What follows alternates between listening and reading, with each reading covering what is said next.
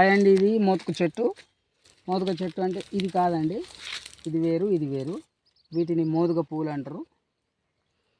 ఇది బాగా ప్రకృతి పరమైన పూలు. ఇంతకుముందు మన హోలీ పండుగ నాడు ఈ పూలను తీసుకెళ్ళి ఉడకబెట్టి కలర్ని తయారు చేసేవాళ్ళు, రెడ్ కలర్ వచ్చేది. ఇప్పుడు అన్నీ మొత్తం మందులు అయిపోయింది. ఇప్పుడు మాత్రం ఇది నేచురల్ కలర్ వెళ్తుండే వీటిలో.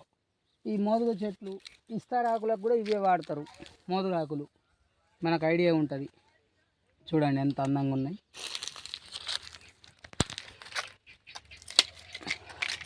ఇలా ఉంటాయండి. ఓకేనా. మోదుగ పూలు అంటారు వీటిని, గుర్తుంచుకోండి.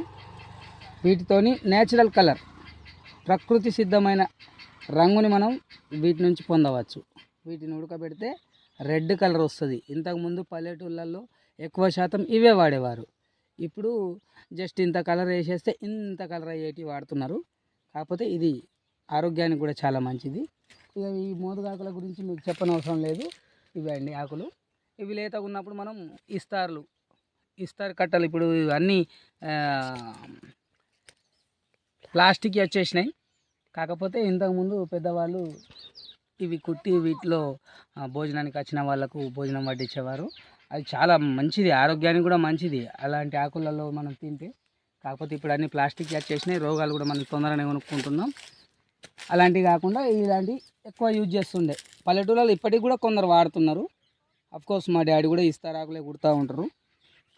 ఒకప్పుడు ఒక శాస్త్రం ఉండే, ఏది రాకుండా ఇస్తారాకు కుడితే పెళ్ళి పిల్లని ఇస్తుండేనట.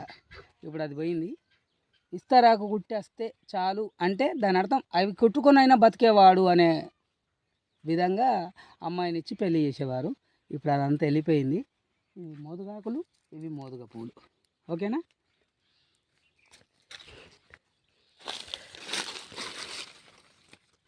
ఎక్కుతావా చెట్టు?